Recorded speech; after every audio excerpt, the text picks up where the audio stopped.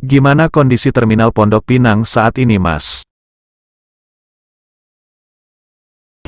Gue pengen kalian bisa menilai setelah kalian tahu sudut pandang pemerintah dan sudut pandang terminal Pondok Pinang itu sendiri.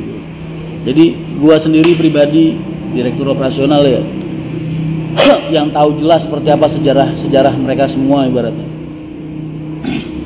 Gue ada di posisi tengah-tengah, Mas, karena ada baiknya dan ada buruknya semua. Imbasnya tetap ke masyarakat, tetap pasti ke pengguna jasa transportasi. Tapi percayalah, itu semua ada baiknya ada buruknya. Jadi nggak ada yang bisa dipilih lah benernya. Pasar Jumat gimana? Oh enggak, Pasar Jumat punya izin, Mas. Pasar Jumat, kalau kalian sering lihat live aku ketika aku nerangin soal posisi pendirian Pasar Jumat, Lebak Bulus penggusuran, terus Pasar Jumat alokasi, relokasi, terus ke Pondok Pinang. Tadi ada yang komen juga, tapi kalau di Pasar Jumat semua nggak muat, Mas. Yang bikin gak muat itu kan bis-bis yang gak punya izin, ya kan? Jadi pertanyaannya bukan apa ya, bukan boleh apa enggak, tapi kan negara punya hukum, Mas, punya aturan. Jadi serba salah kalau udah dibenturin ke situ. Kalau negara atau suatu area pemerintahan terus yang berdiri di situ kok nggak ada pengawasan dari pemerintah, kan nggak jalan, Mas, terakhirnya aturan. Jadi serba salah juga. Kalau seandainya terminal Pulau Gadung diaktifkan kembali, apakah bisa, Mas? Pulau Gadung aktif lagi nggak bisa, udah nggak bisa, Mas.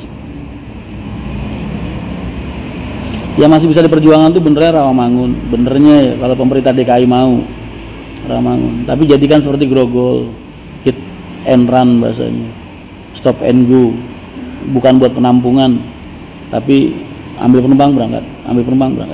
Di Jakarta diberlakukan kayak Semarang.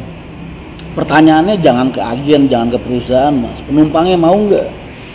Karena dampak pemberlakuan wilayah Pulau Gebang dulu nutup 9 terminal di DKI itu chaos, Mas.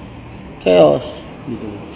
Makanya akhirnya bentrokan di lapangan terus, akhirnya Priok bisa dibuka lagi, Grogol bisa dibuka lagi, terus Pasar Jumat.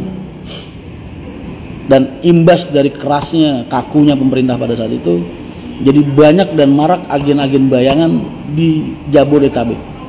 Pangkalan-pangkalan bis liar, agen-agen bayangan. Gua nggak nyalain karena gue juga penikmat, paham gak? Gue juga pengguna sarana-sarana itu, sarana-sarana liar itu. Tapi kalau nggak kayak gitu, ntar penumpang gue larinya ke travel gelap, Mas. Ya kan, sedangkan travel gelap pemerintah nggak punya kemampuan buat mengakomodasi, bahasanya apa ya? Ya semoga kita memfasilitasi mereka gitu. Jadi akhirnya kan kayak yang travel gelap nggak disentuh, tapi yang kita diuprak-uprak, akhirnya kita jadi nggak punya senjata buat berperang. Padahal kita yang formal, padahal kita yang legal. Akhirnya ya segitulah. Win-win solutionnya akhirnya ya sudahlah. Yang penting kita nggak jahat, ranah kejahatan kita jauhi, tapi ranah kenakalan kita dekati. Jadi itu diantara dua hal yang sama-sama buruk, mana yang kita ambil yang paling ringan resiko. Karena ini semua imbasnya dari Pulau Gebang, termasuk kejadian Pondok Pinang kali ini imbas dan dampak dari Pulau Gebang. Jadi jangan gampang nyalain pemerintah, kalian nggak tahu posisinya. Dan jangan juga gampang nyalain Pondok Pinang karena kalian nggak tahu keinginan market seperti apa.